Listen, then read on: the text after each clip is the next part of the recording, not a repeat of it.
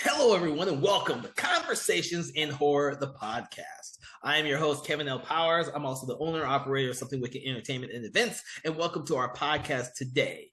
So, if you have been following our podcast for the last year or so, you'll realize that our podcast is a little different than some of the other ones out there because we tend to discuss one single film per episode. Me and a special guest will dive deep and go into critique and analysis and dig deep into all the bowels of this film as much as possible so that you, the audience, have a clear representation and ideal of the film that you're getting into if you've never seen it before, or if you decide that you need to rewatch it because you've maybe forgotten a little bit of it the first time or two you've seen it. So with that, I want to think that what we're doing right now is we're kind of delving into a special subgenre of horror. And some people kind of overlook this genre altogether because of some of the bad things that are associated with it. And that is anthology films. Now, we all know that there are people out there who say, anthology films suck. There's only one that's ever any good out of the entire film. But that being said, we're kind of dedicating the whole month of anthology films in order to give people a clear and a different perspective. So with these episodes, we are going to take each of the segments and talk about each one of them instead of just doing an entire overview of the entire film to give you a clear idea of some of the stories you're going to get into. Now, that being said, if you've never seen the film, you're going to have some spoilers in this. So I've just prefaced this whole episode because of that. That being said, I want to first introduce my two great guests for this episode, as before I mention the film we're going to talk, and that is Sarah Panazzo and Thomas Tenorella. They've been here a lot, but they are so good at discussing the films that we talk about on this program. And thank you, too, for joining us on the show. Yeah, thanks, Kevin. And so, thank you, Kevin. Thank you, Kevin. You don't have to blow smoke up our butts. We're not that good. Yes, but it makes for much more entertaining conversations. And for everyone who's they don't know what our show is, these are conversations. So we are going to be conversating about the anthology film Twilight Zone, the movie. Do we have a date for when this was released? Because I forgot to write one down for this one. 1983. 1983. Wow. I had forgotten how old this movie actually is. I'm just gonna put this out there just so everyone knows. I'm not someone who grew up watching Twilight Zone, to be honest with you. I grew up watching Alfred Hitchcock Presents, and I did not really, and even The Outer Limits, but I did not really grow up with Twilight Zone. So I've only seen a handful of them. I have seen the movie several times beforehand, but because I like different types of anthology films, this one never stuck with me as much as it may have my two guests. So we're going to do something, like I said, we're going to do something different than we normally do. We're going to kind of just first briefly tell the audience our impressions of this film overall, and then we'll get into each one of the segments. Thomas, what are your just general quick impressions of this anthology film? Well, my origin story with this movie, the first time I ever saw it, actually, I think I saw it before I saw it, in a sense. And what I mean by that is this was like the first, what I call like dread film, a film I dreaded. I wouldn't watch it for years. And that was because my parents had in their bookshelf, and if my books were not all packed up for the move, I would take it out and show it to you, and I would have read it beforehand. But they had several movie novelizations, and they were just random ones. And they had the movie novelization of Twilight Zone, the movie. And it was this slim black and purple paperback that had like a bunch of black and white stills from the movie in the middle of it. And I don't know what it was, but those black and white stills creeped me the heck out.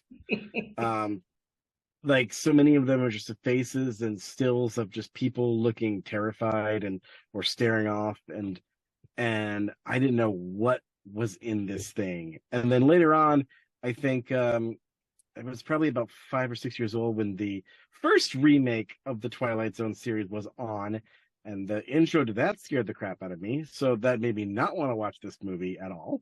But eventually I got into the black and white original Twilight Zone TV series, which, by the way, from here on in, I will refer to the Twilight Zone or the original, or I'm just going to call it the series from here on in, because to me, the other reiterations, they don't really matter. Especially the Forrest Whitaker one, it was very, very bad. The Jordan Peele one was hit or miss. And so too was the one in the 80s. But the original, I believe, is by Rod Serling, an ex-boxer turned playwright turned television pioneer, is, in my opinion, the greatest American television series of the 20th century. Let alone, forget science fiction, forget mythology. It was the greatest because it was so innovative for its time. The shows were so profound and so deep, and it has influenced more shows, more movies, and the culture at large more than probably any other show from that time period, aside from, say, Star Trek. I mean, it's just Star Trek and Twilight Zone. That's it. Even people who haven't seen the Twilight Zone know the expression "the Twilight Zone" as a place. Yeah, as a place that's weird, a place in between dimensions. You're going through a door. Yes, you're traveling to another dimension. A dimension. I mean, to the point that even like The Simpsons have played off of it. I mean, there's the Twilight Zone Tower of Terror at the Disney parks, which I think are all gone now. But like, Twilight Zone. Oh no, the Twilight Zone Tower of Terror. It's still there. Thank God it's still there. Okay, so the California one's gone. It's the Florida one that's still there. Yes. But yeah, it's. I don't know what person did not know of the Twilight Zone. All right, and what are your impressions, Panazzo? So I grew up watching the original series in black and white because it was one of my dad's favorite TV shows. So I think it was like Thanksgiving and Christmas every year. TNT would have the marathon going 24 hours during the day, and then they would end with like the 2 Christmas episodes. So every single year, my dad and I would sit down and watch that. Every time they were on TV, we would sit and watch them. He actually got me the box set years and years ago. So like, I've got it all. I don't know when I first saw this movie, and I don't know which version of Nightmare at 20,000 Feet I had seen first, because I don't remember if it was this one, if it was the original with Shatner, or if it was the Simpsons Treehouse of Horror one with Ned Flanders and the little gremlin. But yeah, I mean, that one too. So growing up and watching all that, this was one of my many introductions to horror, and it's, I mean, Nightmare at 20,000 Feet is probably why I'm still terrified to fly on planes subconsciously. I just never am comfortable on planes. You've got some great nightmare fuel growing up of like the stand-up comedian who's got the ventriloquist doll that slowly takes over his body. You've got the mannequins coming to life in the mall. There's so many iconic episodes with so many iconic celebrities and writers. I mean, the writers are fantastic too. But it influenced everything that was to come for decades after it. So it has a lot to live up to, and I think it did, like you said, did better than like the Forrest Whitaker series, probably better than the Jordan Peele series, because most of those are just revamps. But yeah, well, in a sense, I think this movie is probably the best Twilight Zone reboot we've had since it. That we're ever probably gonna have, actually. Yeah. I wouldn't say that necessarily, but then again, I'm the one who did not grow up with Twilight Zone. For everyone out there, I know it might be sacrilegious to say, but I was more in tune with Alfred Hitchcock Presents if it was black and white anthology show, and of course, I grew up with Ray Bradbury Presents, and I grew up with what was some of the other ones I was mentioning. I even grew up watching Night Gallery before I watched this. I love those too. Yeah, and I have most of those on DVD. I did not grow up watching Twilight Zone, the original Twilight Zone, or The Outer Limits. I may have seen random episodes here and there, but I never ever grew up watching them as a regular thing. I did, however, see the one with William Shatner in it. I did see that prior to seeing this.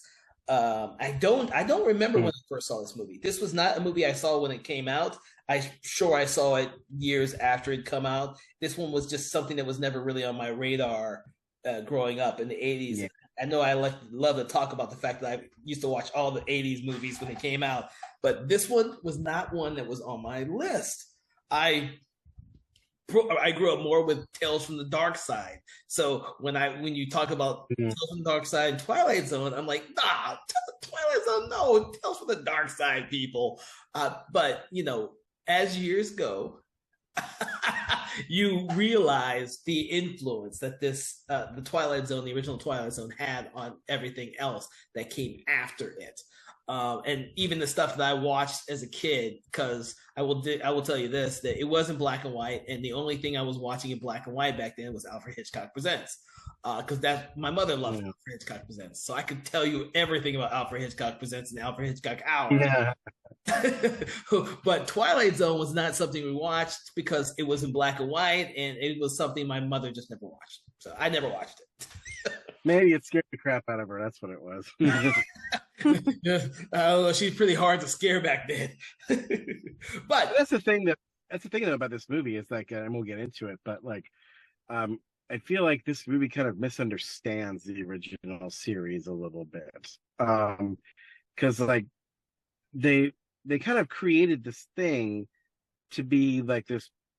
With the exception of one story, which we'll get into, to be this kind of horror anthology, and they build up the original show as, oh, they were so great, they were so scary, but like people don't realize that more than half, I think, of the Twilight Zone episodes were like social commentary. Yes, episodes 100%, and like devil and like morality tales, usually about somebody making a deal with the devil or getting their wish and it turns out horribly for them, or a psychodrama where it turns out the thing is all in their head, like the very first episode where it turns out the guy's in a sensory deprivation tank the whole time.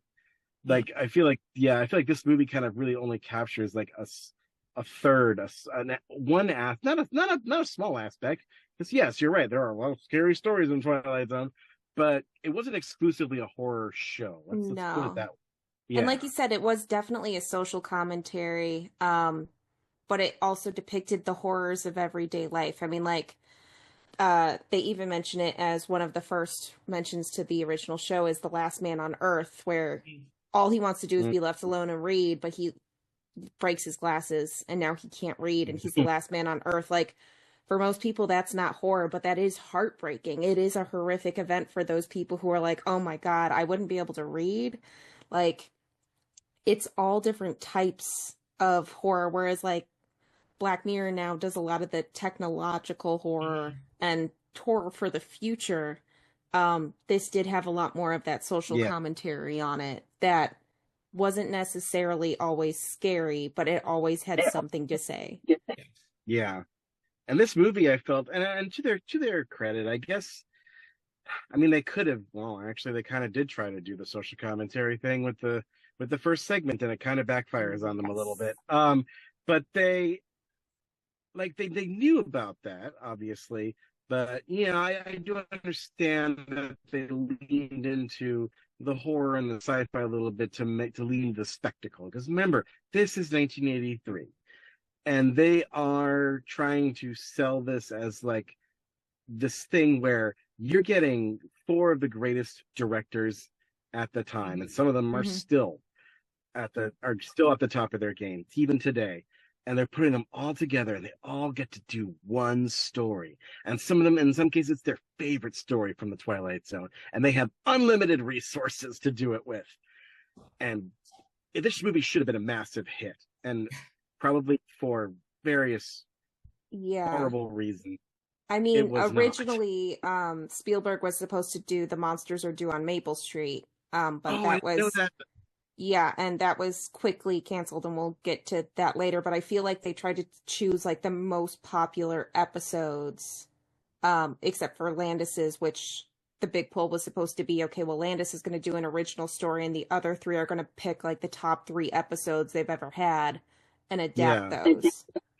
Yeah, I mean, to his credit, I feel like Landis, the 2 things he did, because he didn't just do the first segment, he also did the prologue. Right. I feel like he both succeeds and fails at capturing the original show. Because I feel like with the prologue, and we'll get into it, he does create something that does feel of a piece with the show. Yes, And, 100%. Yeah, and then with his first segment, he almost creates something of a piece. On the surface, it feels like an episode of the Twilight Zone, but well, and it's doesn't actually a reworking of two different episodes that he tried to combine. Yeah, and I don't So- think it really works, but we'll get into it. Yeah. I'm out. Okay. So since we keep going back to that, let's go ahead and jump right into our first episode or segment, which is really the prologue, which in my opinion is still a segment of the film. Me too. Because I had forgotten how long it was. Now, just so you all know, it's been a long time since I had seen this film before watching it for the podcast, because it was never one of my favorite anthology movies.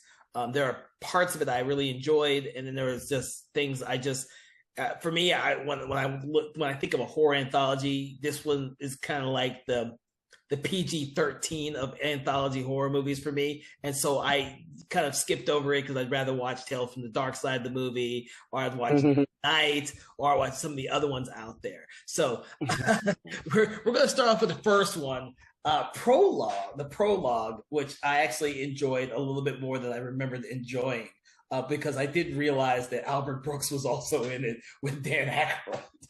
Yes. You know what? I'm going to say that this one, depending on your mileage, folks, I feel like this segment is the scariest of all of them. 100%. This is the one that really terrified me as a kid. I couldn't even look at the screen when the twist happens. For years, I never knew what the final reveal actually looked like. I just had this image in my head of something much worse than it actually was. And I think that's what makes it scarier, especially as a kid, is you see that flash once and cover your eyes, and then whatever you imagine is the worst. Because rewatching this, I had the same exact thing. I thought his face was much scarier, and I was like, oh no, he's okay. I had the same impression too. I was like, oh, I kind of remember that being scarier when I was a kid. And I guess that's what happens when you haven't seen it in 15, 20 plus years. Like, this movie's 42 years old now. Mm-hmm. Jesus. So I haven't seen this movie in at least 20 years. And I remember that being a lot scarier than it was. But then that's also because I'm like, oh, that's Albert Brooks. Yeah. And that's Dan Aykroyd. Oh, this has got to be funny. This can't be horrifying. Oh, I know. And that's what makes it so great, is because like, especially with comedians like Dan Aykroyd, you're not expecting the scary stuff. No, you're not. And it's so simple. It's so elementary, and it's.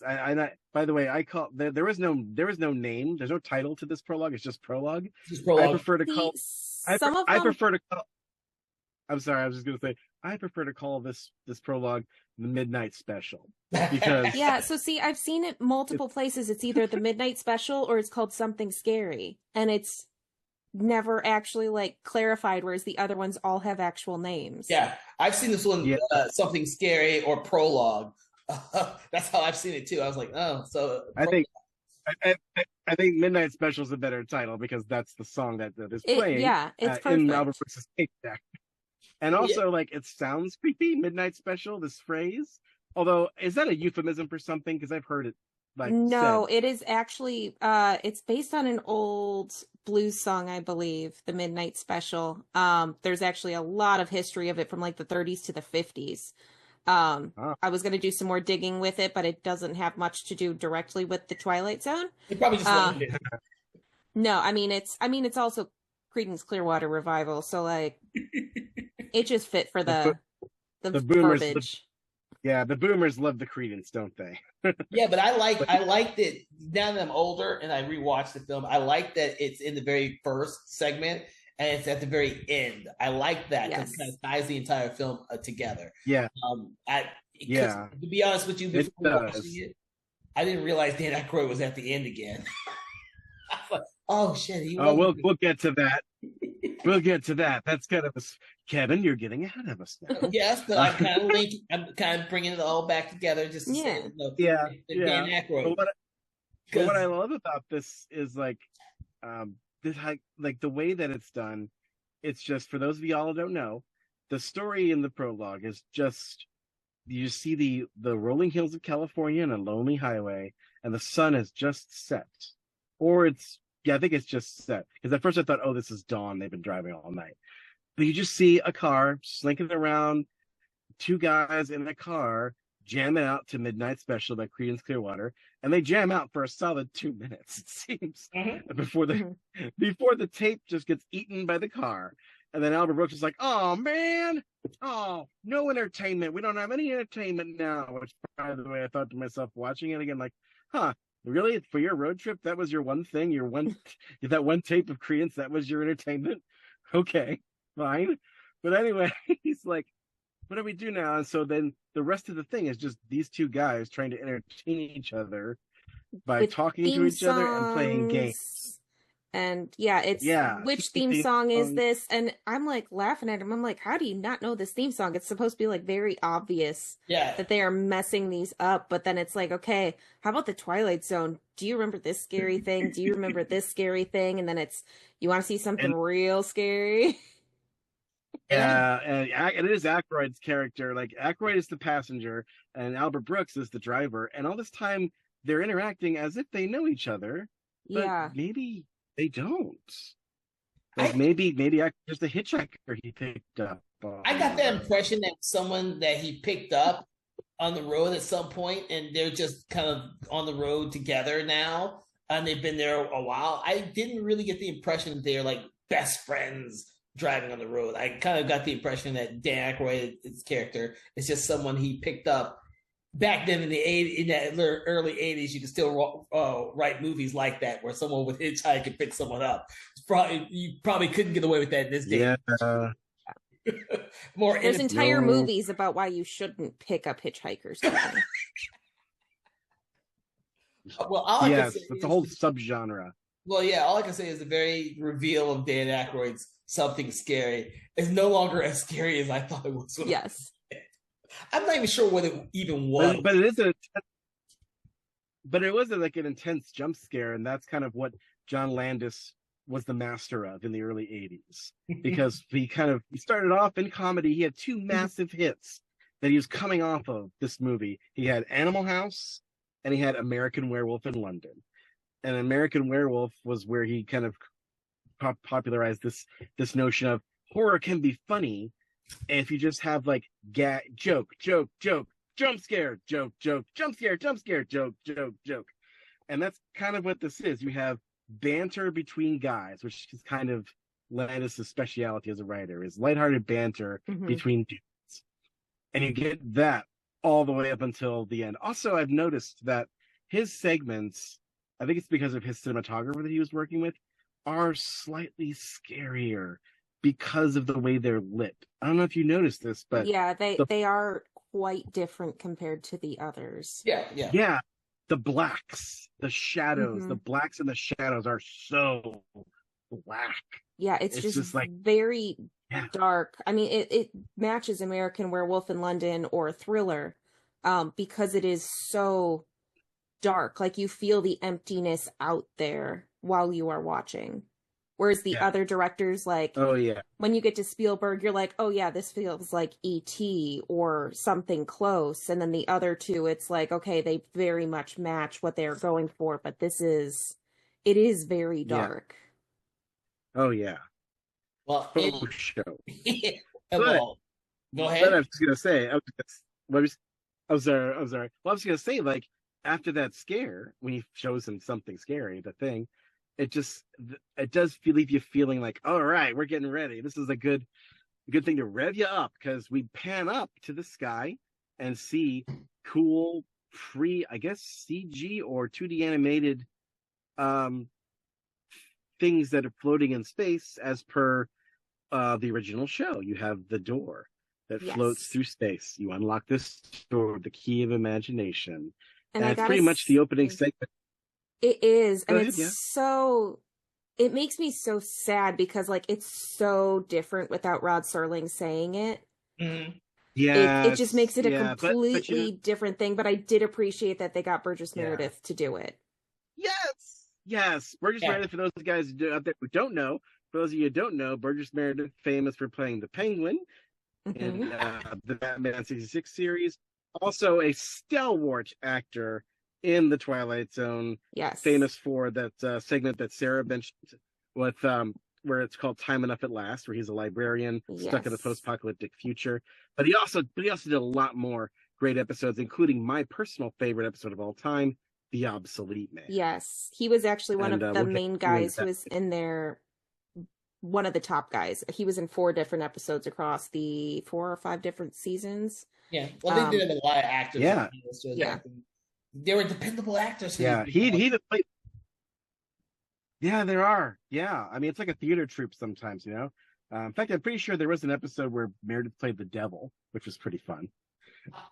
I think so. Printer's and he's devil. not the only one in this movie who is an ex-original series person. There are 1, 2, 3, 4, 5, 6 others for a total of 7 original actors from the show. Wow. And it's interesting how they tie in with each episode. Oh, okay. So, all right. Well, then That's neat. We should move on to the next segment of this, which is the actual first official real segment of the film, which is Time Out. Yeah. Oh boy. What's that? Yeah. So this one is. Well, this is a heavy one, Kevin. So this one stars Vic Morrow, who was famous for the show Combat, where and then I think he was a great character actor ever since then, 60s and 70s television. He's kind of got a very kind of serious, burrowed face. Looks kind of like a skinny Ernest Borgnine kind of guy. But anyway, he plays this guy named Bill Connors, who, as the camera pans over this bar, and the narration, which, by the way, is not original narration. It's pretty much lifted whole cloth from another episode of The Twilight Zone, where it says, Mr. Bill Connors, a man who has a chip on his shoulder the size of the national debt. And then it goes on from there. But apparently the chip is that Bill, who's sitting there in this bar, commiserating with his white-collar friends, that he just lost his job, and it looks like a minority person got the job instead of him. So he decides to go off on this racist rant and gets him kicked out of the bar and into the Twilight Zone. Yeah, I thought it was... I forgot how fitting this first one is, especially for our time now. Yeah.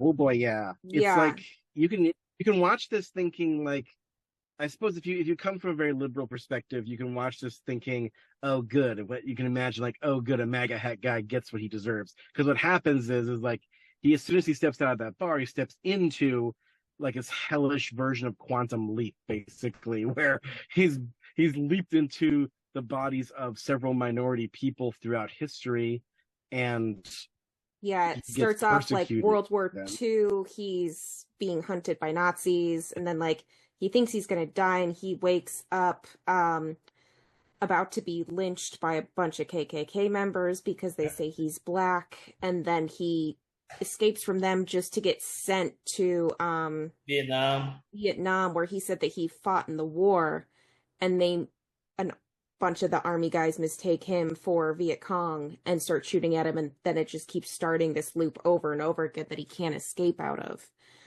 And it can be it's very sad. It's very haunting, especially like you wouldn't wish that on anybody as much as you would wish people would realize. It's one of those things you wouldn't wish on a single person because of how awful these things are that are happening. Yeah, I mean, yeah. The Go ahead, scene Kevin. in the bar before he gets thrown into the Twilight Zone, and the Stephen Williams character, which I didn't realize he was in this movie. Yeah. That is a very young Stephen Williams. I'm like, oh my god, he's so young. He's the guy. He's the African American with his friends doing probably similar conversation, except they're not having a racist rant. They're just shooting the shit after work.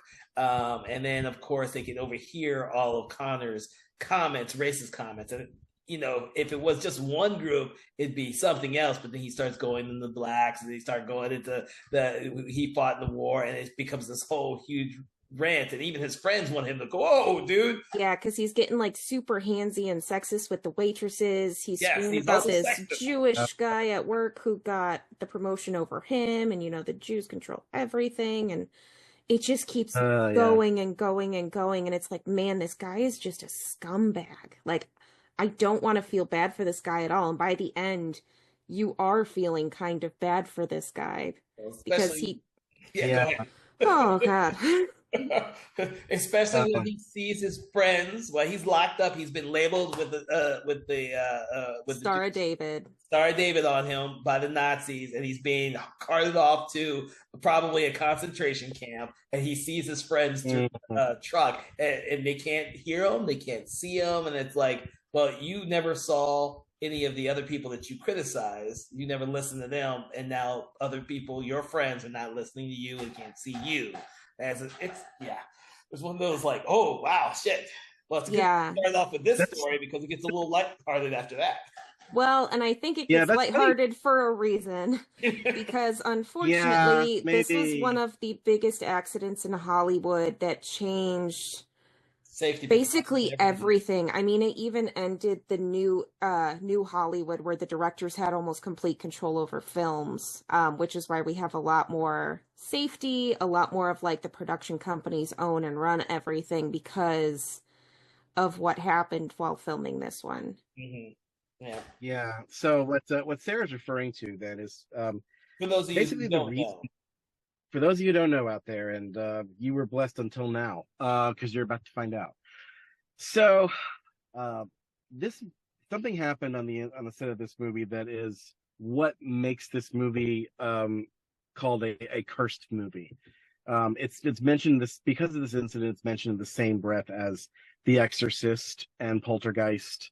In fact, I'm pretty sure this movie was featured on the Cursed Cinema It series was by Shudder. indeed. It yeah, it was was. indeed. There are a lot of documentaries based on this because of that, So especially. basically, yeah. So basically, here's what happened. I was gonna try and find the official court deposition, but I couldn't. So here's just what I can gather from my research over the past few days. So basically, what happened was at some point during production, John Landis decided to jot down this hastily kind of put together rewrite where he wanted to, quote, soften up the character of Bill Connors a little bit by having him save a couple of Vietnamese kids from getting blown up in the village. And he was supposed to take them across this river, carry them personally. And while there's just explosions and Agent Orange getting dropped all over him and a helicopter flying overhead shooting at him, there's bullets all around. But he manages to jump time with these two kids. And it seems like they're okay, but they jump time back into Germany. And the kids get taken by the Germans to be executed, and then he runs off, and that's when he gets taken off to the concentration camps. So it's when I read that, I was like, really? That's what they were planning to do? Because that doesn't really that's problematic in its own way, and I'll get into that after I explain what happened. Because this is Anyway, so shooting this whole segment, like I said, remember they had unlimited resources with this movie. So if John Landis said, "Hey, I need to shoot, I need a helicopter for a scene," like the studio's like, "Yeah, go ahead, you can have it." Ka-ching. So basically, they were shooting in this river at 12:30 at night. That's important.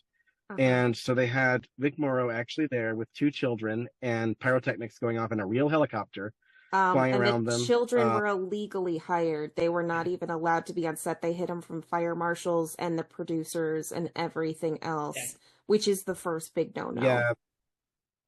Yeah, they never even had work permits, and that's terrible too. So apparently, what happened was he's carrying them, and he's getting ready to shoot the scene, and a production assistant said that Vic Morrow was even having reservations about shooting it. He was saying things like, "I got to be crazy for doing this. I should have gotten my stunt guy to do this, but what can they do but kill me, huh?"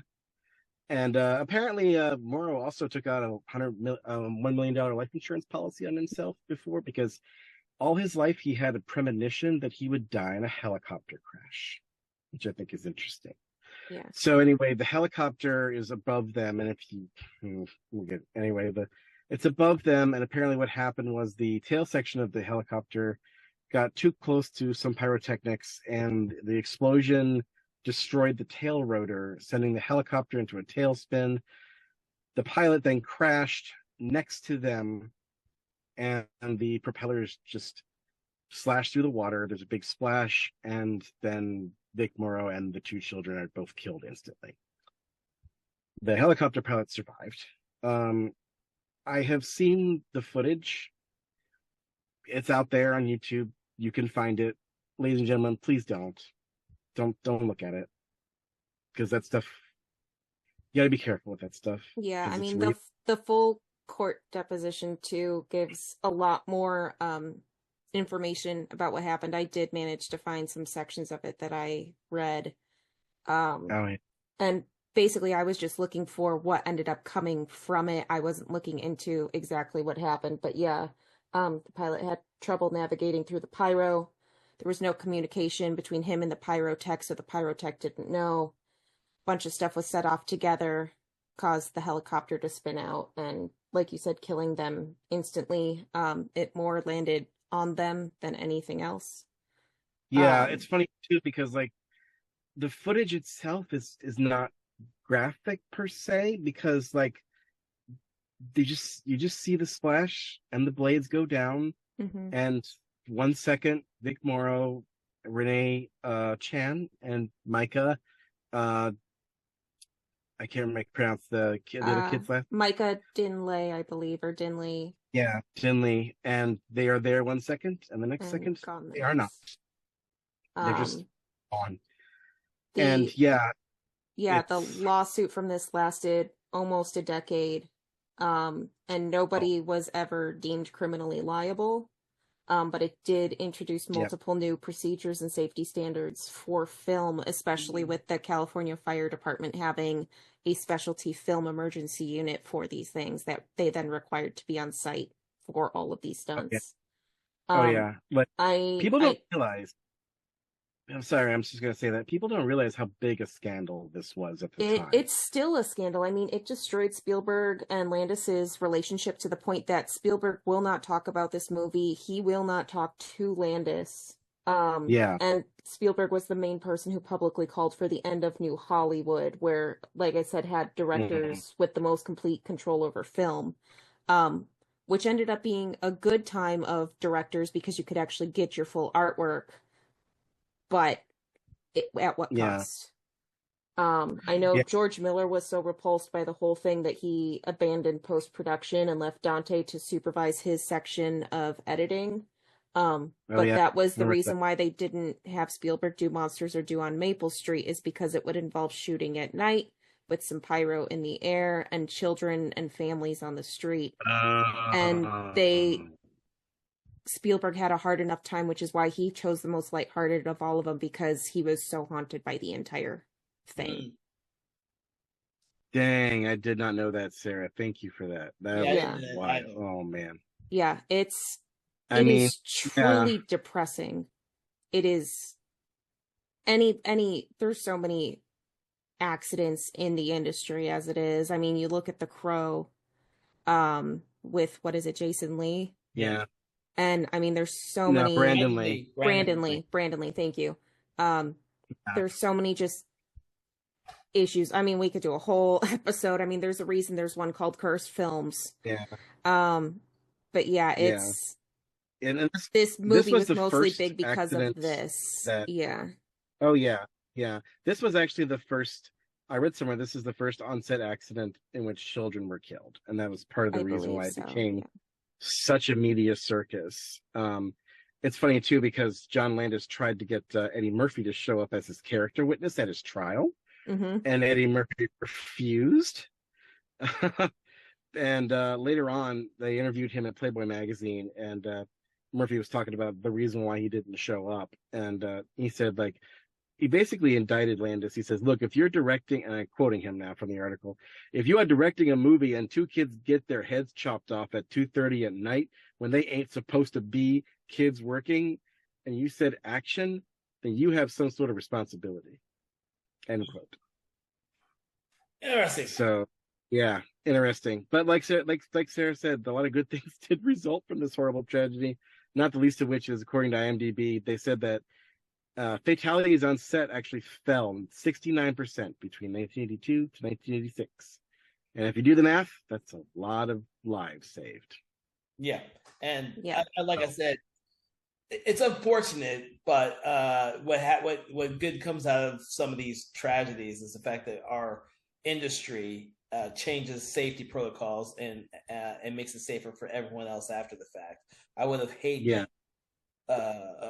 seen where our industry would have gone had this not happened, and we still wouldn't have those type of safety precautions. But unfortunately, because 2 kids lost their lives, everyone was up in arms about all these things, putting in newer regulations, child labor laws, and everything else like that, which is great in my opinion. I think that the industry needed them, but unfortunately, if something has to happen to force the industry to make changes. So, yeah.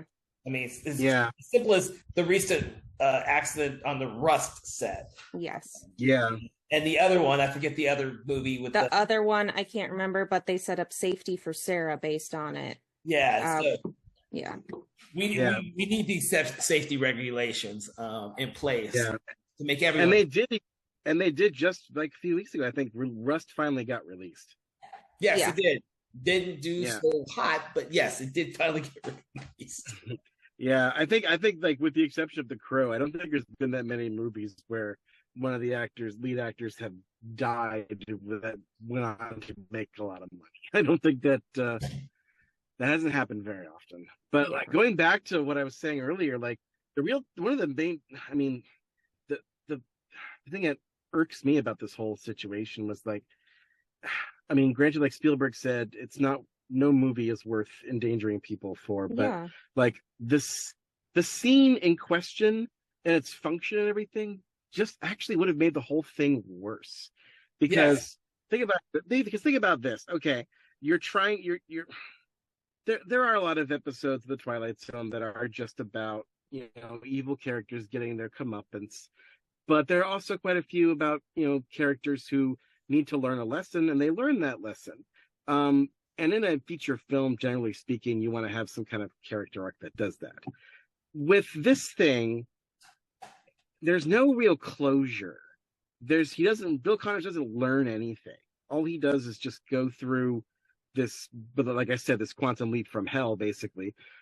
And by trying to quote unquote soften him up and have him save some Vietnamese kids, I feel like all they would be doing is basically giving the Bill Connors of the world a pass.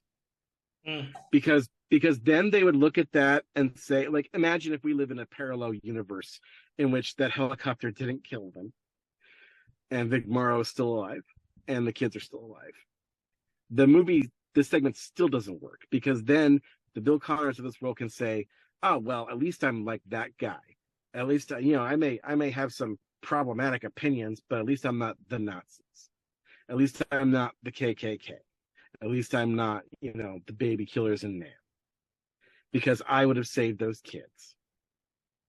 Do you see where I'm going with this? By doing that, it actually makes it nullifies the whole point of the endeavor, basically, is what I'm saying. I mean, do you agree? Am I off my rocker, or I don't know? That's just what it almost gives a pass to systematic racism. Yeah, because it's forgiving of like, well, I can be nice to I can be nice to kids, but that gives me the okay to be bad to everybody else. Yeah. So I see. That's what I was. I thought this was the most, out of all the sequences in the film, this is the one that could still be representative of today. Of people, and I say that because of systematic racism that we still, and just regular plain out racism that we face in this day and age nowadays. Only because of, and I hate to bring in current events, just reading about the shit. I don't want to mislabel anyone, because that just makes it all so much worse when you do that. But I read it this morning and I was like, I had a what the fuck moment. Here's the title. Open. Come back. Get out of here. Neo-Nazi group actively seeking to grow in U.S. with planned paramilitary training events, and no one seems to give two shits in our government. And I was like, are you shitting me? And so wow. Kevin, I started thinking about that. You know why? Because there's too much. There's so much crazy stuff going on in the world right now. We're distracted from things like that, man. That's what it is.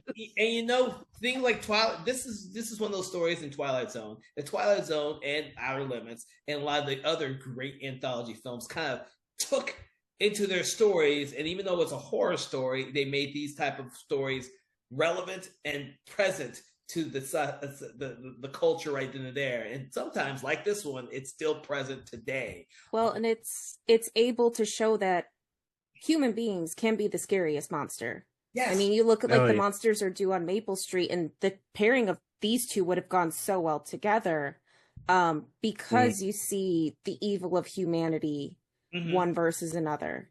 Yep. And like you said, it still carries over to this day. Like that's what was the scariest part about the Twilight Zone at certain parts, is it showed your reflection in the mirror, and it was like, okay, what would you do in this situation? Would you even be in this situation? Yeah. Yeah, because it divorces it a little bit from reality with that air of the supernatural or the science fiction or whatever. It makes the ideas much more palatable. And that's why Rod Serling did the show the way that he did, because his plays that were hard-hitting social realist dramas were getting censored. We're getting censored by the networks because they wanted to sell soap and cigarettes and things and toothpaste.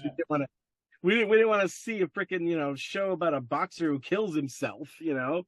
So that's why he did the Twilight Zone, and I think that's probably also why Jordan Peele's version doesn't work, because I feel like Jordan Peele makes the opposite mistake that this movie makes ultimately, which is like this movie leans too much, a little bit, into the spectacle and the oh, isn't it so scary? But I think Jordan Peele's version leaned a little bit too hard into the social commentary and forgot to entertain people. Yeah, whereas his movies did exactly that, where they did entertain and they were able to lean into social commentary. But I mean, a lot of people don't realize in the first place, I can't tell you how many people come up to me and they're like, man, Jordan Peele's the first person to make any kind of like social commentary with horror. And I was like, what fucking movies have you been watching? Because you have not been paying attention. I mean, you look at Night of the Living Dead, and it's like, come on. I don't think George A. Romero knew how to do a movie that didn't have social commentary. Exactly. I know. Every time someone says that, George Romero spins in his grave a little bit, and maybe his zombie claws to the surface just a little bit, an inch further every year. He wasn't the only one. I mean, there's there's so many. The horror genre in and of itself is like one of the genres that people take for granted, and they forget how creative the filmmakers are, storytellers are, with all that in there.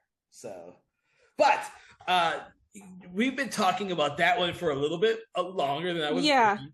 And we're going to go to a little bit lighthearted segment of this anthology, which is the second one, Kick the Can. Or as I like to call it, I'm sorry, I'm just going to say, or as I like to call Kick the Can, let's call it Spielberg's Folly. It is a very Spielberg episode. But I still love this one. I always love this one. And I'm going to take this. I always love this one because it reminds me of the movie Cocoon. I don't know if you've ever seen Cocoon. Yes, I can totally. I get the parallelism, and I haven't seen Cocoon in forever, but Cocoon is kind of a special part of my childhood because my Aunt Sharon, that was her first job in the entertainment industry, is she carried cable on Cocoon because it's one of the only movies in the Hollywood movies I can think of that was shot in my hometown of St. Petersburg, Florida. So that's why. I always had so much fun with Cocoon. I always do have it. I haven't seen the second one that many times, but the first one I've probably seen it a billion times as a kid because I grew up on it too. And so Yeah. Kick the Can always reminded me of that. Plus, I love Scatman Crothers. I know. I always forget how much stuff he's in, and then I was like, Oh, I'm yeah. always like The Shining, and then I'm like, no, One Flew Over the Cuckoo's He Nest, did a and lot. then he was like Jazz on what is it, Transformers? He did so many different Yes. voices. It is unbelievable. Oh yeah. Well, he had a great voice, but I feel like he's kind of, I don't want to use this term because it's overused, but he's kind of problematic in here because honestly, isn't he just kind of the magic Negro trope in this? He is. I will. Yes, I will agree with you 100%. But I think it works in this one more so than say like The Legend of Bagger Vance or any of the other movies out there like this. Plus, the thing is, it's very rare to see an older cast of actors like this. Oh. And it gives it a different. This film for me, or this segment, is very much, talking about ageism. You don't want to be too old to the fact that you believe that you're just old, but you still have a young heart, even when you're old. And it's one of those things where that's one of the same themes that they had to play with in Cocoon. And so I liked watching these actors like that. Although I love the actors in Cocoon. They're all great actors. This one I'm still not familiar with any of the actors really other than Scatman Crothers in this segment. This is probably where they stuck a lot of their old Twilight Zone stalwarts characters. Actually, only right? two of them, Mr. Mute and Mr. Agee, were two who were originally in the TV series. Mr. Agee was one of the 5 characters in Search of an Exit, which is one of my favorites. Oh. And then too. Mr. Mute was in The Four of Us Are Dying and Hocus Pocus and Frisbee. So yeah, they were two, and then the other ones are all in segment 3. But we'll talk about that. But no, I mean, I thought this was, I can see why Spielberg decided to go this route, needing something lighthearted to freshen up. And it's a lot more, like you said, Kevin, of ageism, where they even say the day we stop playing is the day we start getting old. Mm-hmm. I think, I actually wrote the same quote down too. I was like, oh, that's a great quote. That's kind of sums up the entire film. For those out there, for those out there who don't know, you should, Kevin, if you would please kind of give everybody a summary of what this segment is about, plot wise. So essentially, Kick the Can is about this, because you seem to be the biggest champion for it. Well, it's about these group of older people who are in an old home, and one of them believes that his family will one day take him home instead of leaving him at this place. When Scatman Crothers' character, Mr. Bloom, which is actually fitting for his name, Mr. Bloom shows up, and he starts at first kind of asking all of these people, all the older people in the community, what did you like to do as a child? What was your favorite thing? And then, of course, Mr. Conroy, who is the guy who thinks that his kids are going to take him home one day, it is like, don't be dredging up these old memories. I mean, it's not good to be thinking about that type of stuff. And so after Mr. Bloom has gone through and asked them all, what they wished for when they were little kids, he invites them all to a night game called Kick the Can. I've never played Kick the Can myself. I don't know if y'all have. Hopefully when I'm old too, Mr. Bloom will come by and he'll have me playing Kick the Can. So they play Kick the Can at night. They sneak out like little kids sneaking out. They sneak out and leave Mr. Conroy sleeping, so he's not, because he's a little fuddy-duddy, they leave him behind. And so they all go out in the courtyard and they all start playing this Kick the Can. But as they do this, they all become young kids again. Like everything that they wanted to still do as they were old, they now can do as young kids. But slowly as the night dawns on, they realize that they don't want to go back to being kids. And that's not the point, really, because Mr. Bloom says he likes being his own age, just with a young heart. And so essentially, they all learn that it's better to be young at heart. and except for one of them, which I can't remember which the name of the one guy who wants to be young forever. That's Mr. Agee, and he's the one who decides to stay as a kid and jumps out the window. Yes, so he's our Peter Pan because he literally has a little cape and everything. He's like jumping over the beds and stuff like that. He's our Peter Pan of the group. But from Mr. Agee's perspective, Conroy sees him and realizes it's his friend, and he wishes that he can be young again too, which is a little sad because you realize this is a guy who's lived his whole life waiting to be taken home with his kids and not be at this old folks' home. And then he chastises everyone else for not acting their age. But the great thing about this film or this segment is that after he watches Mr. Agee go out the window, like Peter Pan flying out the window, the next day you see him playing Kick the Can. Now, it's not so that he can go back to try and find that magical sense that Mr. Bloom gives them. It's the sense that he has now got this younger vibe, this younger age to him. He feels younger again, just like all of his friends did, without having to go to the actual transformation and being a kid. And then, of course, you see Mr. Bloom walking out of that old folks home and then going to another old folks home, as though his job is simply to revive the young spirit of older people in these older homes where they have been forgotten, and people who have forgotten that they can be young at heart even if they're old. I love that story and that whole aspect of it. Yeah, I mean, the two writers for this I was going to bring up because they're some of my favorites. It's George Clayton Johnson, who is an American sci-fi writer. He did Logan's Run, multiple episodes of The Twilight Zone. He wrote the first episode of Star Trek, and he did a lot of Alfred Hitchcock Presents. And then the one who I especially love is Richard Matheson, who ended up doing basically this entire movie and a bunch of the best stories for horror. I mean, he did like I Am Legend. He did the adaptations of Poe for Roger Corman. He did Hell House. He did The Night Stalker.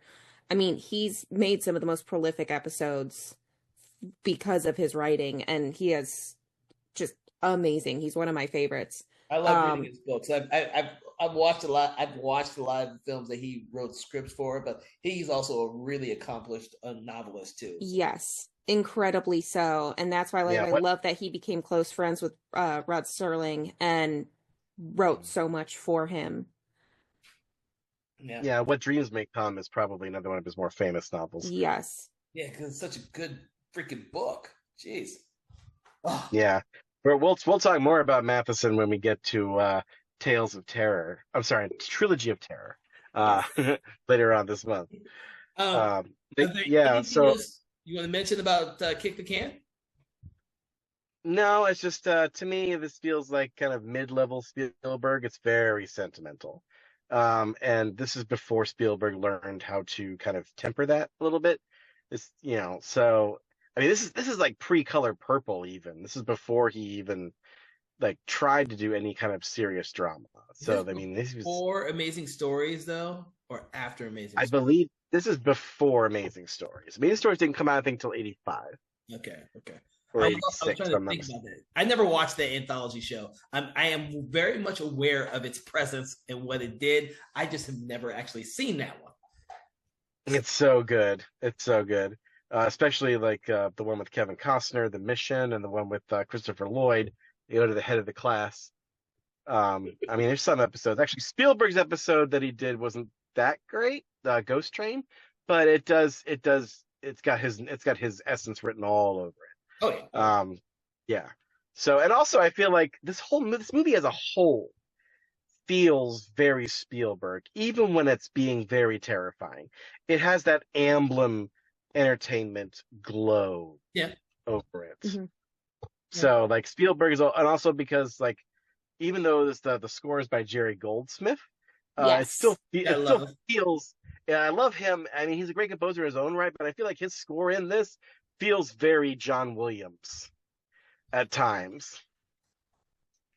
So yeah, so even when it's not Spielberg, it is kind of Spielberg-y. Well, and it's I don't quite feel that though, because I know he did do multiple episodes for the TV show. Jerry Goldsmith? Yes. Oh, that's right. Yes, he did do music for the original Zone.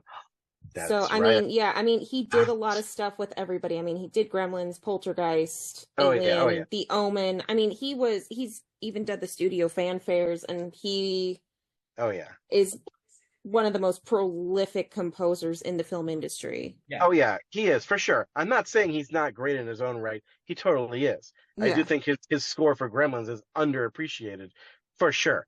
Absolutely. And also I think he did like The Omen and all that, the original. Yeah, The Omen is the one that he actually won an Oscar for. That's right. Yes, his hymn to Satan.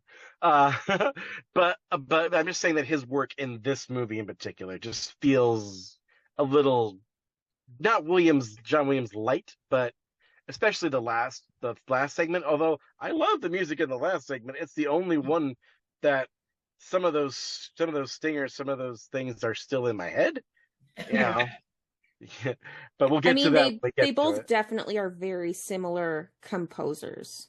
So I will say this because I am a huge fan of both John Williams and Jerry Goldsmith, but I kind of collect every soundtrack that's Jerry Goldsmith. Yes, I'm one of those people. I pretty much have almost every soundtrack he's ever produced that I could possibly find, because there are some that I can't find. And I've listened to this soundtrack more than I've ever seen the movie. I may have only seen the movie 3-4 times. I've probably listened to the soundtrack a billion times. And John Williams, for me, does sound much different because I've listened to what he's done with Spielberg's later films and stuff like that. John Williams is one of those people where it's hard for me to picture him doing the score for like a horror film, whereas Jerry Goldsmith can do it second nature. The closest he's gotten to a horror film is Harry Potter 3. that is not great scores by themselves. That is not true. John Williams did the score to the Dracula 1978. Well, he also did Jaws, but that little horror movie on the beach. Yeah. All right. So the next segment is called It's a Good Life. It's a Good Life. And this one is also a remake of an earlier episode made by Richard Matheson based on a short story by Jerome Bixby. I've actually seen the original version of this too. Mm-hmm. I've actually seen the original. Oh, good, because because most people, I think even TV Guide magazine said that they declared It's a Good Life as like the greatest episode of the Twilight Zone of all time. Yeah, they've remade it like 3 or 4 times at this point, though, too. Actually, I will say that the one good Forrest Whitaker episode. Yeah, they of the Forrest Whitaker UPN Twilight Zone. They didn't remake it. They did It's a sequel. It's a sequel because they have the same actor in it. Yeah. They brought little Bill Mumy back. Yeah, and that was instead he's actually in this too. He has a cameo as he's one of the guys in the bar. Oh, I didn't know that. Yeah, for sure. Oh. So let's dive right into it. This one was directed by Mr. Joe Dante. Mr. Gremlin, The Howling, yes. And it totally tracks. This is 100% 100% Joe Dante, yes. Oh, yeah. It's His even got... Looney Tunes influence is so prevalent in this one. The Looney Tunes reference, the requisite Dick Miller cameo in the beginning. Who I forgot was in it, too. I was like, oh, shit, he's in this. Yeah. You know what? This was my favorite segment when I originally saw this movie because I can say this out loud now because I'm older now. I kind of had a thing for Kathleen Quinlan back then, so I thought this. I was like, and so for some reason I tracked lots of her films when I was a kid. I was like, I used to love this segment just for that. But I also thought it was the most bonkers one with the monsters in there. I thought the monsters were cartoon. Oh, it is. But they fit perfectly with the story being told, and so I never thought a second thing of it. It's such a good story. I really enjoyed the original Twilight Zone version of this, the original show. I still enjoyed this one too because Joe Dante. They picked a good person to redo the story. Yes. And so the ridiculousness of some of the monsters and stuff just tracks perfectly. And it's even better because it is Rob Bottin who did The Fog, The Howling, The Thing, RoboCop, Total Recall, Deep Rising, Mimic, all of that fun stuff. So I love his work. You know I what? love it. I love his work, but didn't know until I rewatched it that he had done the practical effects for this. I did not know that. I was like, oh my god! And believe it. going back and watching it, it makes perfect sense because I'm like, oh yeah, I can totally see the references to his other works in this. Mhm. So it's fantastic. But then I mean, like you've got the cartoon segment that is drawn is Sally Cruikshank, who was one of the main Sesame Street animators for like 20 years. Which makes it really fun. Ethel, the little sister, is Bart Simpson in all her glory. Sarah, the one without the mouth, is from The Runaways. And then the entire extended family. The mother is Patricia Barry, who was in 2 episodes, I Dream of Jeannie and The Chaser. Yeah, remember that one. Uncle Walt is Kevin McCarthy, who was in Long Live Walter Jameson. You know him from Invasion of the Body Snatchers. I will always remember him. Yeah, he's been in so much other stuff. Father is also a big person, William Shallert. Mm-hmm. He was in 2 episodes, and then Bill Mumy was in 3 episodes as Tim in the original one. So he was originally the kid, and now he's a guy in a bar. But I thought that was really funny that they just threw like everybody they possibly could into this one. I get the sense that Joe Dante was just a huge fan, and he was doing what he would have done had he had the chance to direct like one of the original episodes. He got all of his favorites to be in the episode just because he could. Of course, I would have done the same thing if I were. I would have done the same thing too. But, like, yeah, for sure. So, like, for those of you out there who have been in a cave and don't know this story, oh yes, well, to be fair, this one I think is the one that probably takes the most deviations from the original. So we're gonna have to talk about it twice in a sense.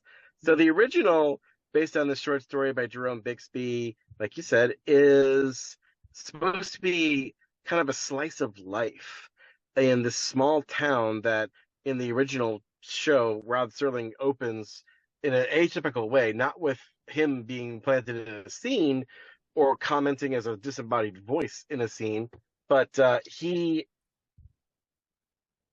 shows a map of the United States and this like little spot where everything else is dark because like this town has been divorced from reality in some way. And it turns out that this little boy named Anthony is the one who's controlling everything because he has these godlike powers. And when I say godlike, in the original show, he can't just like in this one, he says, every time I make a wish, it happens. Every time I wish something, it happens. I can make these things happen. In the original, not only could he do that, but he could like create these like mutant animals just for his own amusement and then kill them just for his own, on a whim. But he could also hear everybody's thoughts all the time. So everybody has to have happy thoughts. Otherwise, Anthony will wish them into the cornfield. So everybody's on edge all the time. Everybody's forcing themselves to be happy. But the stress and the anxiety coming out of every frame in that original is palpable.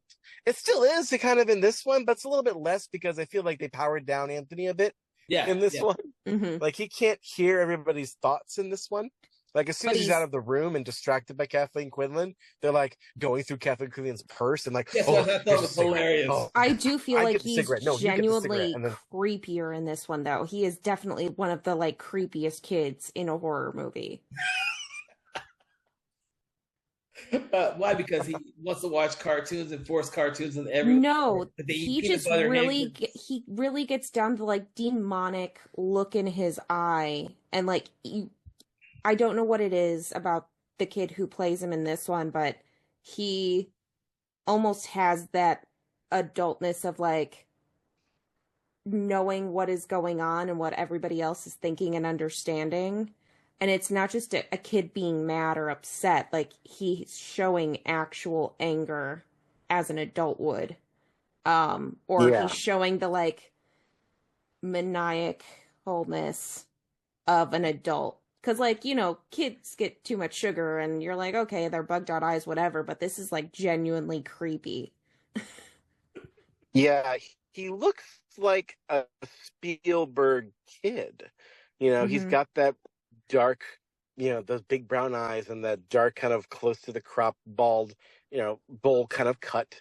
And yeah, but at the same time, like he plays that type horrifyingly, or Yeah. but yet he's still a kid. He just doesn't understand why people are so afraid of him. Yeah, well, the creatures he conjures, he finds funny, whereas everyone else finds them terrifying. It's not until Oh yeah, that's Quinlan tells him to wish the yeah. rabbit, I think, wish the one monster away, that he wants to impress her, but he doesn't. He doesn't. He just now realizes that what he's doing is actually horrifying. Well, and I think at the end of the day, he Yeah. wanted somebody to stand up to him because he said, like, it was his birthday and he's like, they never get me what I actually want or whatever. And then, like, Oh, it was like she looked at the peanut butter yeah, hamburger sandwiches, which is disgusting. Yeah, And she's like, "You can't have this all the time." And then Anthony actually looks down and actually agrees with her. Yeah, we shouldn't yeah. have this all the time. And then they change their line on a dime, like, "Oh yeah, you're right, sure, sure." And then he just cocks his head towards him. He's like, "You never tell me that." Yeah, he wants somebody to be combative with him. He wants somebody to challenge him. yeah. Which is Yeah, very interesting. Instead of having someone who you just do everything he says because he has Hmm. the power to do anything he wants, to this regular woman stepping in, mother-like figure to actually stop him or curb his impulses. Because even at the very end of this segment, she says that she will learn from him just like he will learn from her. Yeah. And And she also comes off yeah, super creepy by the end of the movie. Like that whole thing, I I was like, know, I what are know. you? I know. I want to talk about that because like I was always slightly disturbed by the ending because I'm like, which by the way is a radically different ending than what's in the original. The original doesn't really have an ending per se. That the nightmare just kind of continues, and that's kind of what makes it so scary. This one, on the other hand, I understand by necessity you had to have some kind of progression and ending, but I think part of it is the fact that we don't know what her character, Helen Foley, what she did before she left. I mean, it's pretty obvious she's moving. She's got all her stuff She's in a this school car. teacher. She was a school teacher. Okay, so then the Yeah. question is like, she's a school teacher and she's got this kid who can do anything. I mean, that in What? it that's of itself could be a whole movie. Like, does she take him to then like convince everybody to give him their money? Do they like go make the world a better place, a worse place? Like, what happens? Because she comes off as super Yeah. creepy by the end of it, and it's like, lady, what are you doing? Yeah, she has this like sociopathic kind of look in her eye when she's trying to convince him to take them out of the void and bring them somewhere else. And yeah, I mean, sure, Dante tries to make us feel a little hopeful about this relationship when the flowers are blooming all over the Yes, place Yeah. from Anthony's mind. But I almost, uh, correct me if I'm wrong, guys, but I was picking up a little kind of prepubescent, kind of almost romantic feeling that this kid was having towards her. And I almost wonder, like, in the years that go on, is that going to be something weird that develops between them? Because if Anthony grows up, can he grow up? Because Yeah. he might Is wish to is he not grow up gonna and stay wish a for kid. her to be younger again so they can be the same age? Like, there are so many things that could happen with this story. It can go almost So many anywhere in any questions. direction. I mean, And almost none of them are good. oh no. my! I can just say that you guys have taken this to a place where I had no earthly clue that you were going to take it. Oh my god! That's what we're here for, Kev. That's what Oh we're I my! here mean, for, Kev. this whole movie was originally supposed to be one entire episode stretched across for an entire movie, and then they were going to have interconnecting characters between uh the segments. but then they did the whole different thing. But like, I honestly believe this could have been a full-length movie. Oh yeah, you could have. Yeah, you could have, and you could have had Anthony's powers like create some of the scenarios in the other stories. You know, that would have been interesting. And matter of fact, now that you mentioned that, I remember reading years ago that, and I'm talking like 10, 15 years ago, that's what they were trying to do another reboot of this movie.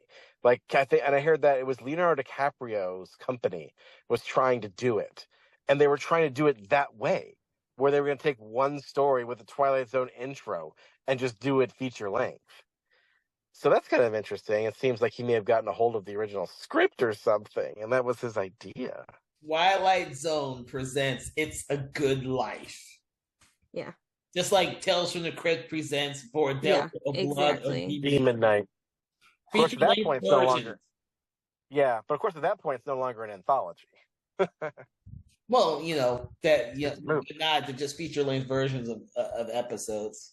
So you can stretch anything out in this day and age. Whether or not it's successful or not is another story altogether. Yeah, you guys have just taken this segment way. There's a lot to talk about here, Kevin.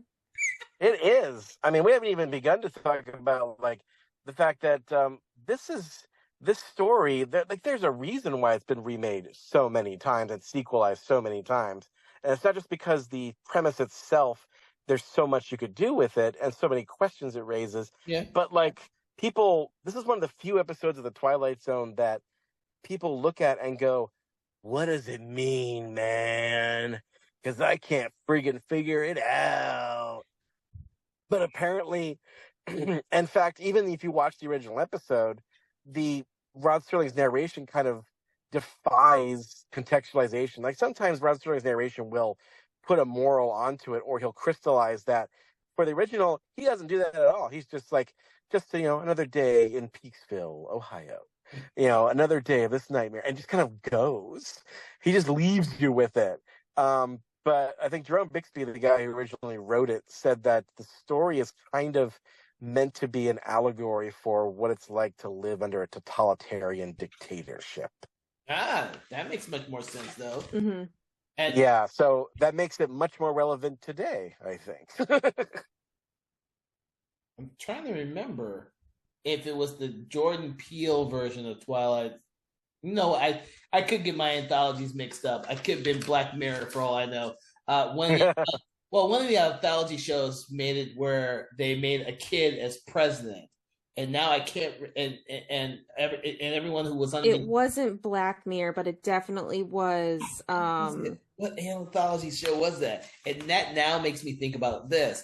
Everyone had to do with whatever that kid said, except for the person who put the kid into power. Like, yes, because it was all about being popular. That kid was more popular than any of the political candidates, and so he said, "I'm going to make you president," thinking it's almost like a joke. And the kid becomes president. But once he becomes president, the guy who got him elected realizes what really screwed up world we would be in if we let the most popular person, who is also a kid, be president. I can't remember what anthology show that was. It was so weird, but now it brings back this one, a totalitarian state. It was like, as if you have a kid running everything, what would they do? Now it's gonna bug me. It's gonna bug me forever now until I figure out which. I can't remember if it was. I want to say it was Black Mirror, but I don't want to think it's like that Jordan Peele's Twilight Zone or the. No. I mean, some people might say you don't have to wonder what that's like. You just have to look at certain world leaders now and see what a big kid with all the power in the world would do. So. Unfortunately, I have not seen but like 3, maybe 4 episodes of the Jordan Peele one, and I haven't bothered to go back and finish it. So you're not missing much, and it's sad. Although I will say, even though I don't like it that much, I still feel like it has the right to exist. But Paramount Plus took it off, so and it's not available on physical. So I don't know how you can even find it now. Oh shit! Yeah. So. So I guess this leads us to Nightmare at 30,000 Yes, let's go into the last one, which is Yes. also one of the most famous ones that has been done. Yes, this is also go ahead. Directed by George Mad Max Miller. Which I Yes. completely forgot about. And honestly, I don't know how he got this job, actually, because he's never done a horror movie before. He was riding off of, I think, Road Warrior when he did this.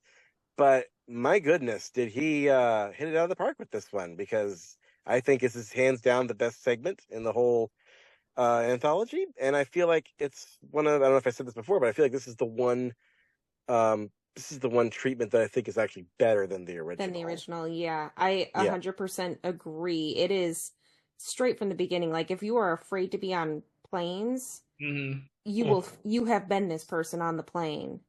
And I mean, the creature in this versus in the Shatner version is so much better. Oh man, there's no comparison, because the one in the Twilight in the original was literally something they whipped up on the day. It was a gorilla costume with a mask that they molded together and stuck on the gorilla costume, and that was it. It doesn't make any sense whatsoever. The way it looks.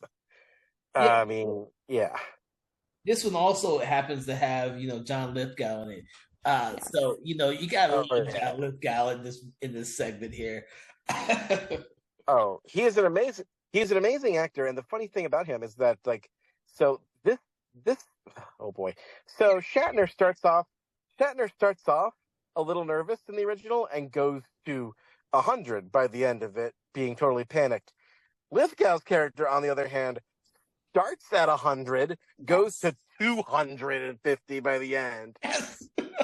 I had forgotten that. I was like, oh shit, he's already screwed up. Yeah, he's like getting sick, he's freaking out, and then they're like, well, let's give him some sleeping pills. And he's like, now I'm hallucinating, or there's something really here. Like there is no build up in his character. Like the very first shot is this, like, aside from the plane outside, is this overhead shot of him in the toilet, sweaty face, dripping, and it's a wide angle, really distorted wide angle lens. It just looks horrible, and they keep doing it too, the wide angle, even as his point of view, looking up at the "return to your seats" sign, like, oh no. Meanwhile, these two stewardesses are knocking on the door saying, "Can you come back to your cabin, please?" I don't know what's wrong with him. I know. Jesus. I surprisingly, I think that John Lithgow plays it really well. I think this one works with a star in it, as opposed to just being someone who's just an unknown actor. Because for me, I just have fun watching him be completely the entire time. And this one doesn't have any, I don't think, I think this is really a plot-driven story as opposed to the rest of them. You're kind of like waiting for the monster to show up and see. This one just has a lot of preconceived thoughts because of the reaction to the other ones that came before it. I think this one gets away with not being like,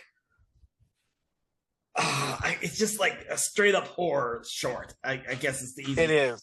Oh yeah. It is 100% pure horror from the very first to the very end, and it's suspenseful and just makes you so anxious. Even if you're not afraid to fly like I am, my wife, on the other hand, is terrified of flying. I'm always okay with it until there's turbulence, and this one starts in a horrible storm, and like I feel like this segment would be scary even without the creature, because of that daggum storm and the sound effects they use for the lightning are just like piercing.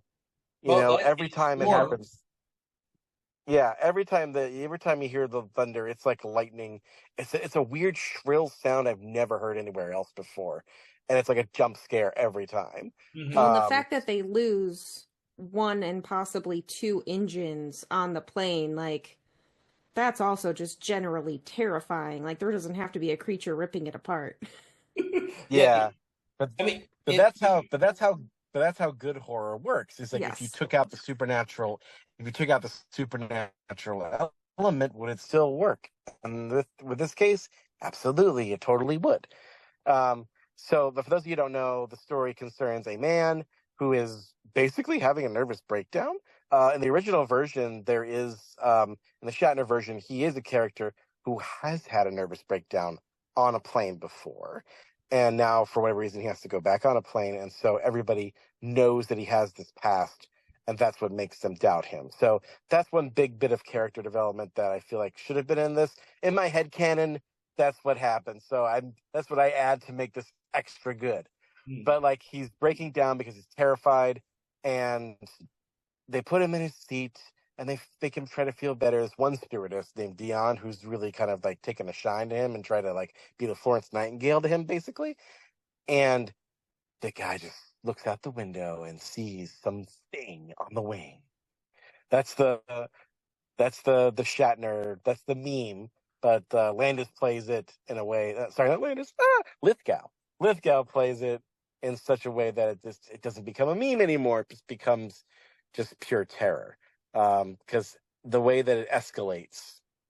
In fact, I feel like this is even shorter than the original. It feels like it goes by like nothing. Does I feel like there was more room to breathe in the original, but I feel like this one just goes and never stops. It's well, like, and I couldn't remember with the original either if the ending actually confirmed if there was a creature on the wing, where this one does.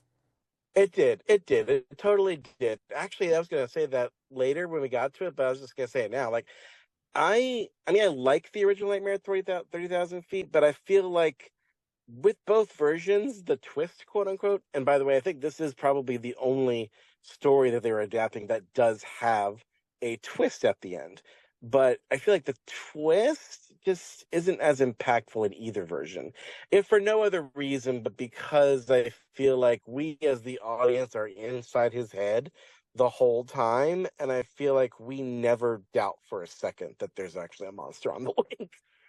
Because I feel like when we get the confirmation at the end that there was this huge gaping hole, I feel like it would have been a little bit better if maybe like there was obviously claw marks on there, but I don't know. I feel like, yeah, okay, sure, cool. He was a hero. He did shoot at the thing. Okay, cool. But what's good about this version though is that not only do they have that twist, they also add another twist that kind of brings it back to the prologue, which we could talk about maybe a little later. But yeah, I liked the second twist a little better because I did not see that coming when I first saw it. Yeah. So that to me just makes just the cherry on top to this sandwich of horror that George Miller did with, like, here's what makes this part. Lithgow is a huge part of what makes this work. The creature is a huge part of what makes this work. But really, the secret sauce of this segment, I think, is the little girl. It's the little girl is great. Yes. I love her so much this time around. She's so adorable and natural sounding, and also a little terrifying. But I feel like it's George Miller's camera work. This is a good example of how do you shoot something in such a teeny tiny space and make it look big and make it look claustrophobic, but also feel, make every shot interesting. Like, he uses the frame so well. And like, this is like right up there, I think, with Das Boot and Air Force One, where both by Wolfgang Peterson, I just realized, but where you do film something with big movie cameras in such a small space and make it work. Also, speaking of space, before I forget, I didn't realize until this watch how much room Lithgow has in his seat. Like, he has two windows to look out of. I mean, yes, I don't think he's flying first class. This is coach. So, well, this is also back in the day when they can smoke on airplanes too. Yeah, they weren't trying to fit every single person on there. That too. So I guess what I'm wondering is, were airplanes just built differently back then? Like, did they just have more room back then? Yes, because not as many people flew, and so tickets were more expensive. Now everyone flies, and so you're trying to cram more people, and they're trying to maximize profits by squeezing people into these small little areas now. You used to have to wear your finest business outfits on flights too, because it was only the elite who flew on them. Yeah. I do remember that, but I didn't recall, like Thomas noticed, like he has two sets of windows, and one of them they close, and the other one's open. I was like, well, he could just lean forward a little bit and look out and see the monster still. Yeah, it's just so wild.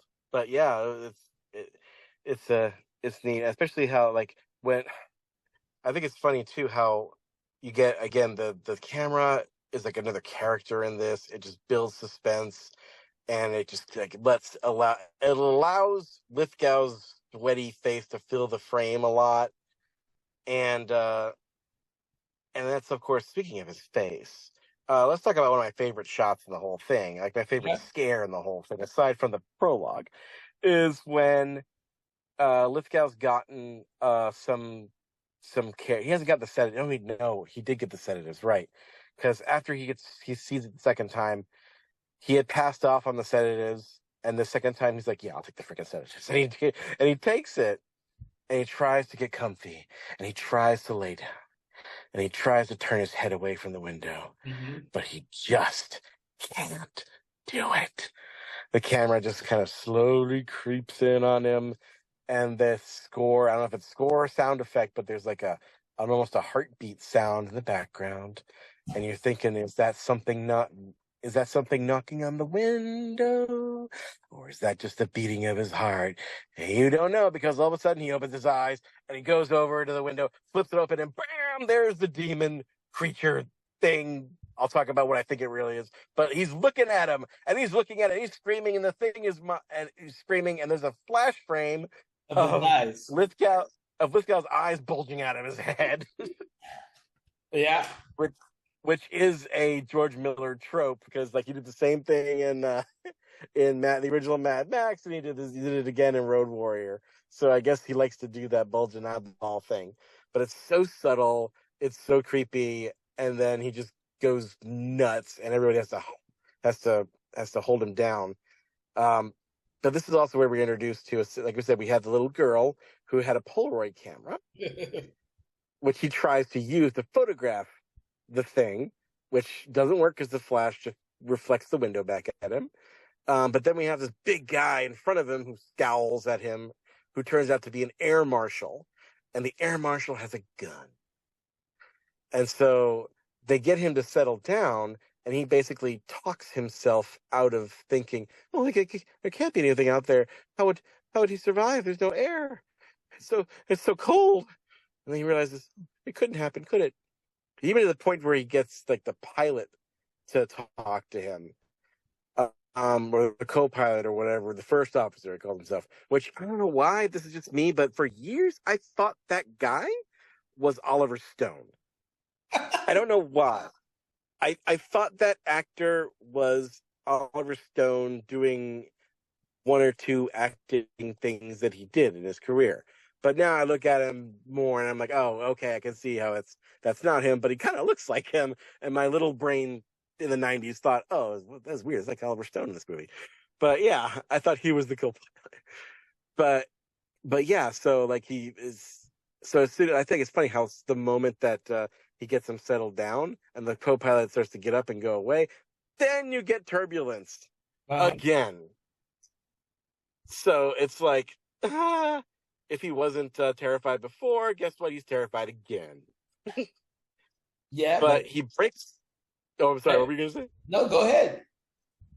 Oh, I'm sorry. But anyway, like it just builds and builds and builds to the point where I guess he just kind of goes nuts and grabs an oxygen tank that has fallen.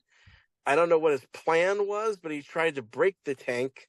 Tried to break the window with the tank. He does a little bit. He gets wrestled to the ground by the air marshal, but that's when he gets the air marshal's gun, shoots the window, depressurized, and that's when all things go haywire. And he's just kind of hanging out there, and you might think to yourself, well, shouldn't he just get sucked out the airplane and die? Well, the guy did explain earlier that they're starting to land. So in 20 minutes, they're going to be on the ground. So they're at But the very also end at of the their flight. same time, the big guy from the seat in front of him grabs him, Yes. and that's where he gets the gun from. Right. But I feel like the airplanes do slow down when they're descending, so it's not quite as fast as they are like in the upper atmosphere. I don't care how strong that big guy is. If they were way up there, he wouldn't have been able to hold him in. But yes. So, and this is where we get our big confrontation, where in the original, Shatner, like a badass, shoots the gremlin dead. But in this version, he's just barely able to squeeze off some rounds at this thing, which, by the way, the creature design on this thing is pretty amazeballs. Yes. It looks like a scrawny, skeletal kind of spawn of Pumpkinhead meets Predator. That's the best way I could describe it. It's got a giant mouth with lots of teeth permanently in this kind of rickus grin. And his eyeballs are really alive looking. They look just like these yellow with tiny black points in it. But then at some points they look just like they're all white. And he's slimy. He's so wet. It's just, everything is so moist back in the 80s. But I just want he looks like he has and he looks like he has porcupine spines on his back, but with super strength. Spoilers, folks. He destroys that gun. And actually, I do remember this from the novelization of the thing. And the novelization, Robert Bloch, who wrote the novelization and also wrote Psycho, by the way, says that he takes the gun out of Lithgow's hands and actually eats it, like chews it like a candy bar, and then smiles at him and goes, "Tut, tut, tut." But the creature looks and realizes that they're about to land, and that's when he leaves. So I guess Lithgow's character distracts him just long enough for him to not completely destroy the plane, and that's how everyone survives that. But the way that Miller shoots it is just a great build up to it. And the creature has got so much personality. And I feel like, again, it's so much more scarier because he doesn't kill it. In fact, I feel like this isn't supposed to be a gremlin. Like we're told that through the cultural zeitgeist, and also because of our myths about, Charles Lindbergh and gremlins on planes. But I don't think that's what Miller's going for here. I think George Miller is trying to recast this creature that this thing is a demon. And I think he gets that from the fact that, like, in Jewish cosmology in the first century, they had three heavens. The first heaven was the world around us. There's just like the veil around us on the ground level. But the atmosphere just above us in the clouds, that was the realm, that was the second heaven, and that was the realm of demons. Demons lived up there. But further up than that, up until like the upper atmosphere where you get to the stars and beyond, that was the realm of the gods. Or in the case of the Hebrews, that was the realm of God. Yahweh lived there. But just below that, between there and us, that's where the demons live. So in a sense, I feel like when they're in the air, by that reckoning, it taps into this old idea that up there in those clouds is where devils live. It's dangerous in a supernatural way. So I feel like that's why. Also, I feel like the creature exhibits more demonic qualities in the fact that, first of all, it has super strength, which is not something the gremlin in the original had. But it is something that people who are demonically possessed supposedly have. They have supernatural strength, and it seems to be completely impervious to bullets. Mm-hmm. In fact, they seem to like have no effect on him. I don't even hear any ricochet. They just seem to like pass through him, like maybe he's somewhat not really all there. You know what I mean? I also, by the way, love the effect of when the demon flies away. you see him like just float this little black speck into the clouds and do a loop de loop basically. And I love effects like that because I know this movie was made in 1983, guys. I don't know how they did that shot. I can't figure it out. There's no strings. I don't think it's stop motion because there's no ricketiness to it. I know it's not CGI. I don't know how they did it. It's magic to me. All right. What about you? Freaking magic. You have anything to add, Panazzo, about this one? No, not really. I mean, it's a classic. And like I said earlier, like The Simpsons have done it. I mean, everybody has referenced this to the point that even 30 Rock or not 30 Rock, Third Rock from the Sun had William Shatner guest appear on an episode, and they both made a joke about seeing something on the wing of a plane. But I mean, this is like one of the top 5 episodes of all time of Twilight Zone. So the fact that they redid it and they redid it so well is just amazing. Okay. All right. So now that we've gone through all segments of the film, are there any other thoughts about the film overall? Like, you can now talk about how it wraps around back to the very beginning. Oh yeah, because Mr. Valentine, Mr. Lithgow's character, apparently never really leaves the Twilight Zone, because as soon as he gets in the they straitjacket the poor guy. And I love that overhead shot where he's looking at the camera and says, "And that's exactly how it happened. I'm practically a hero. Did you hear that?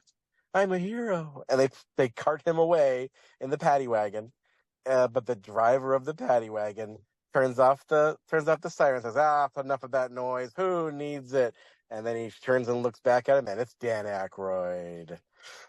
And he puts on Creedence with the midnight special, "Shine a Light on Me." And Lithgow's like, "Oh, I love Creedence." It's a great way to end the film, considering how the beginning started. Yes. I think this is one of the few films. And also, I was going to say, Kevin, also, I feel like if you take the demon interpretation, it makes it even creepier when you think about what's probably going to happen to Lithgow's character in a few minutes, because of what probably happened to Albert Brooks's character. It's almost as if Aykroyd's character is also a demon, and maybe it's his job to eliminate Lithgow because he has seen something he should not have seen, like in an almost kind of Lovecraftian forbidden knowledge type thing. He's seen the demon, he's seen beyond the veil, but we have to keep that a secret because mortals should not know about this. So he's gone. He's donezo. He's gonna get annihilated. And they sent, like, the powers of the air sent Aykroyd to do him in, basically. So that's my interpretation. That's my very dark interpretation of the ending. Well, Thomas, we know that you love to extrapolate and extend stories further than what the films actually go for, and it's always fun to listen to some of these tangents that you go on. I try not to. Yeah, think about that. I mean, well, Kevin, I do think this is something that lends itself to that sort of interpretation. I mean, the original show did it better, but overall, I feel like this thing still carries a kind of power about it. Especially for me, was when I grew up being dreading it, to the point where I wouldn't watch it for years, and finally I did in segments, like you do. And one of these days, God bless it, I will dig out that book and try and read the novelization, because I'm sure it will shine a light. Like, I'm curious also, if maybe Robert Bloch put in some more character detail on It's a Good Life, what was going through Helen's head when she was driving away with Anthony. These are questions I need to know. Another thing I was about to say, another question I need to know is, and by way of awkward segue, so I was thinking to myself, we talked earlier about DiCaprio trying to reboot this movie, but I feel like it's not outside the realm of possibility that still might happen. It's highly unlikely. But if they did do another Twilight Zone reboot as a feature film, not as a series, but as an anthology feature film, I ask y'all, and I've got my own answers, and I'll go first. If you were to be the Spielberg of this new reboot, the executive producer, which 4 stories would you use to make a new movie? And if you can think of which directors would you like to see tackle them in a modern with an unlimited budget? My answers would be my 4 segments. I think I would love to see The Obsolete Man, just because it's my favorite, but also I think it would benefit from a big budget, but also with a director who knows how to do like tight dramas on a big scale. And for me, I think it would be cool to see The Obsolete Man as directed by Christopher Nolan. Christopher Nolan's Kafka-esque struggle between an obsolete librarian and the fascist state. I think that'd be pretty cool, especially if you get like Cillian Murphy as Mr. Wordsworth, the librarian, the Burgess Meredith character, and maybe like Gary Oldman as the Chancellor. That would be super cool. Number 2, I would follow that up with one of the most iconic episodes that people think of when they think of the Twilight Zone is Living Doll, which is the one with Talkie Tina. I've seen that one. I'm Talkie Tina, and I don't like you.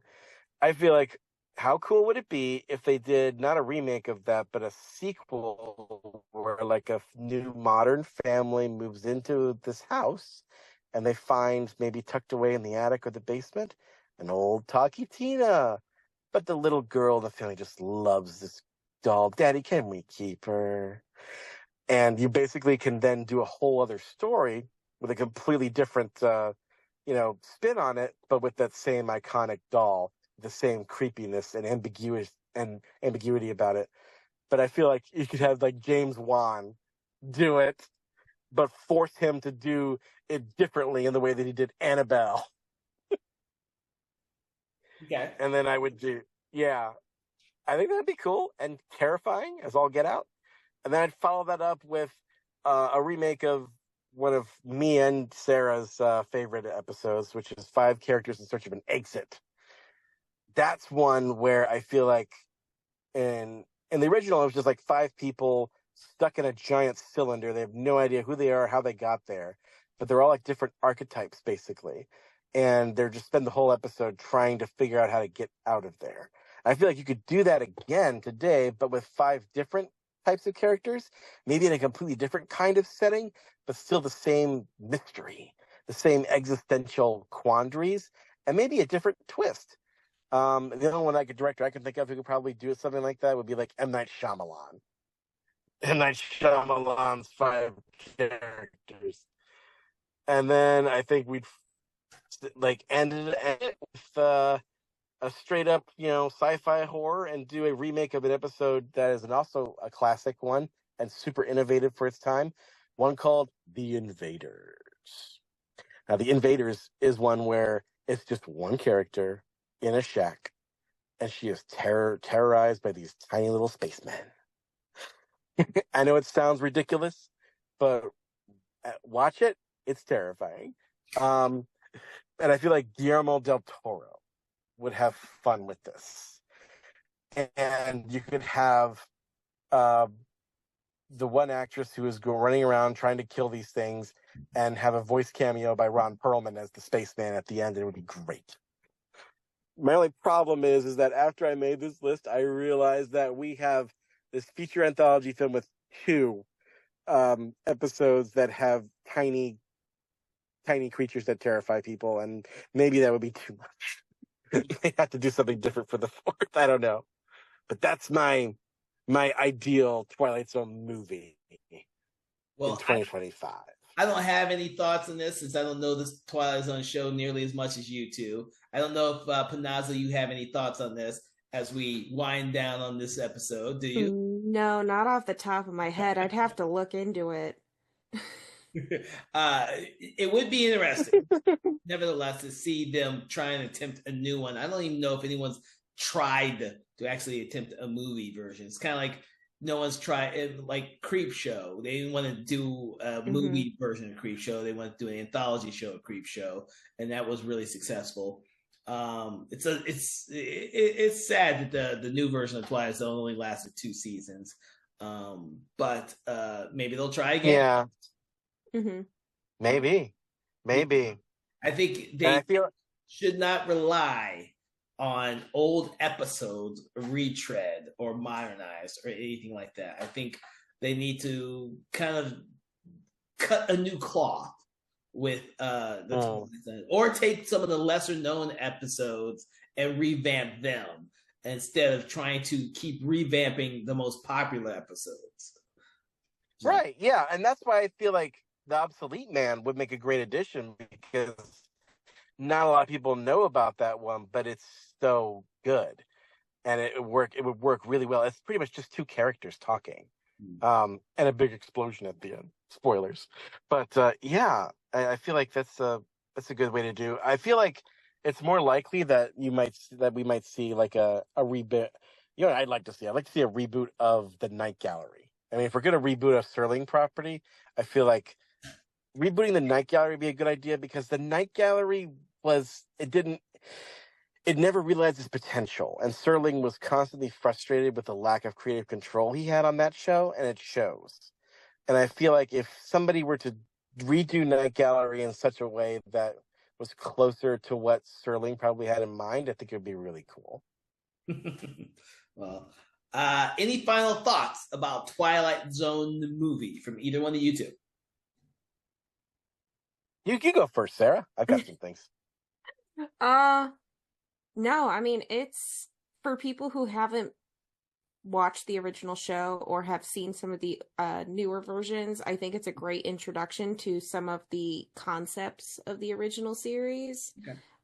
Like we said, there's some pluses and minuses to it. It definitely helps that there's a lot of big names attached to it, directing wise especially, that introduce those directors more to this world. And the funding for it too definitely helps with some of the special effects. But yeah, I mean, I think it's a great one of those like beginner horror movies for anybody who might be interested. Gateway, yes. We need more gateway horror these days. It depends on your definition of gateway horror in this day and age. There's so many films that run the gamut of every little subgenre there is, and every type nowadays. It's so weird to find something that would be considered a gateway horror. It's really hard, actually. I don't have any final thoughts on this one, other than the fact that I do believe that this is a pretty decent anthology film.